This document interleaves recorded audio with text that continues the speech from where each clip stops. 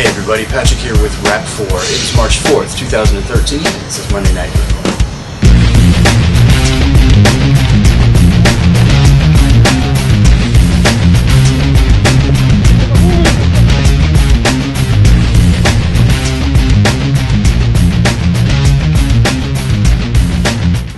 Alright, time for some paintball news and industry trends. Dye is going to be the company to sponsor PSP this year, the 2013 season, so congratulations Dye. 4 different pro teams are leaving the NPPL to play exclusively in PSP. They are Sacramento XSV, the Edmonton Impact, Team Infamous, and the Tampa Bay Damage.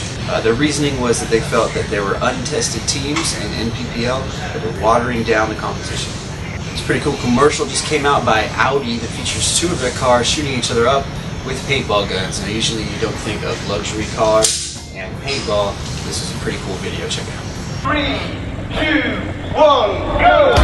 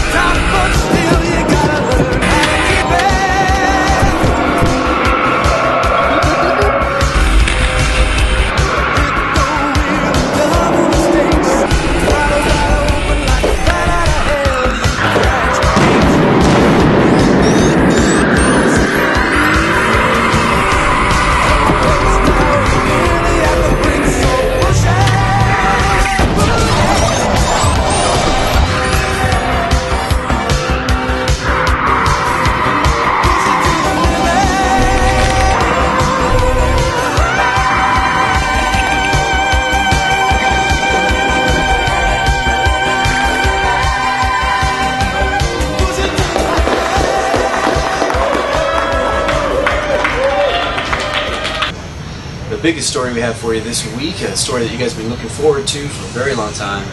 The D-Mags have been released. Right now you can buy either 10 packs of 14 rounders or 10 packs of 20 rounders, and we have the Magwell ready for the MKP or the MKP2 kit. Now if you go to facebook.com/rap4usa, you will see our cover photo that has a schedule that tells you the release dates for the Magwells for all the rest of our market, some Mag kits, the T68, or the 460. So right now, if you want to get your hands on some D-Mags before they sell out, you can go ahead and buy the kit that does not have a Magwell with it. And when the Magwell for your marker comes out, you'll be able to buy that individually.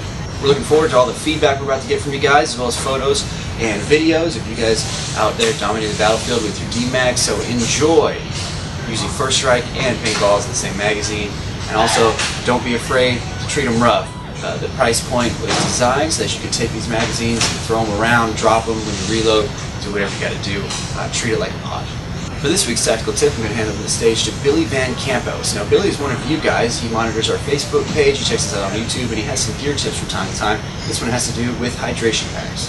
Hey everybody, if you're like me, you probably got more than you bargained for when you got a hydration pouch, cleaning it out, maintenance, and drying it every time you use it. But if you take like less than 5 minutes each time you play, you can make it real pain-free. You're not supposed to keep water, any liquids, Gatorade or anything like that overnight or too long in it. If you do, rinse it out with like water, baking soda, and lemon juice. It'll kill all the bacteria. Then you rinse it out and dry it and all that. To dry it, the easiest way that I found is you pretty much take it apart. Some of them come apart. Remove this hose, set that aside, and then you take paper towels, a roll of paper towel, rip off like 3 pieces, might end up needing 4 or something, but anyways, you can take this and stuff it right in the hole.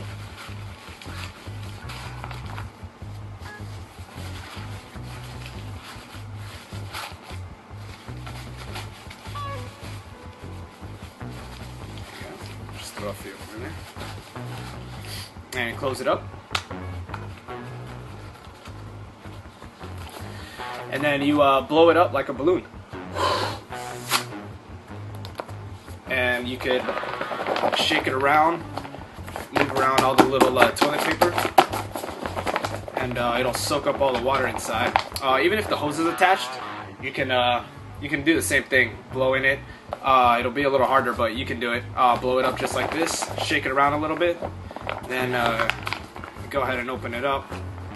They'll be wet inside, the paper towels, if you need to use more. If you want to get the corners, just kind of use your finger and dry the corners. It takes like 2 minutes. It's a lot easier than having to wait, neglecting it, and then you get all this gunk inside and it's bacteria, and it doesn't look good. And your hose, I pretty much fashioned just a long metal thing out of a metal coat hanger. I just straightened it out, got it as long as I could, and then I just take like a little piece, actually let me go smaller than that, little piece of paper towels. You can just kind of twist it, and you just go in one end. Let me make this even smaller. You don't need this piece of paper to be that big because there isn't too much moisture in here after you clean it out. And then I just pretty much push it all the way down, push it all the way through, let it soak up all the water in there. And then when you're done, go over on the other side. You could push it all the way through, back the other way if you'd like to.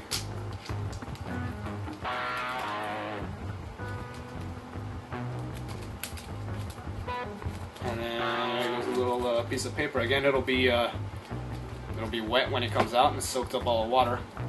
And if you just use water, it's easier. There you go. It'll be easy, and that's an easy way to clean out your hydration pouch. Hey everybody, Patrick here with Rap4. Hey, we're out at the range today, and I felt like this was a really good opportunity to show you guys some similarities between real AR-15s and the 4.68. So right here I have 2 uppers and 1 lower. So these are 2 different rifles. And when it comes to matters of zeroing your sights, you can have a scope and 1 upper, and as long as this barrel and this scope remain rigid and unmoved, the zero on this scope will be good. Similarly, this sight and this barrel, as long as these don't change, you will keep your zero. One of the coolest things about ARs is that they have the upper-lower receiver set up so that you can swap them out. So what I'm going to do right now is swap out these uppers, and by basically just taking down the 2 takedown pins. There's one in the front, one in the back.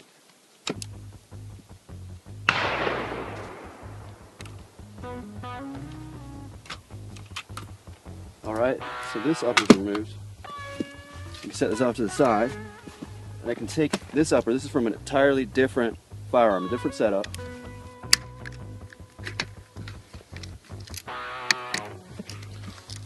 And there you go. So now this rifle's set up for more of a long range roll, the DMR sniper rifle type. Now here we have 2 4.68s. This one is more of a stock version. It's got the car handguard, A-frame, front sight, 18-inch barrel. And here we have one that's more based like a DMR again. This one has a big scope on it, longer barrel, suppressor and everything like that. So all you need is 1 lower basically to have multiple markers. So now I'm going to swap out these uppers in the same exact way as the AR-15.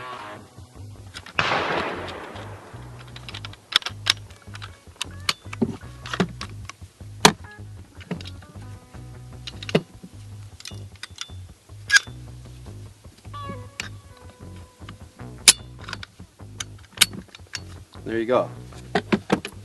So for those of you who want to have multiple markers, maybe in one scenario you're going to be doing some long-range shooting, and the next one you want like a really tight CQB setup, this is really good for you. For those of you military customers, this means almost no retrain for your troops. You're not going to have to sit them down and explain to them how this training system works. You can hand it to them, and they're going to treat it just like their issued M4, M16, whatever you guys got. Thank you very much.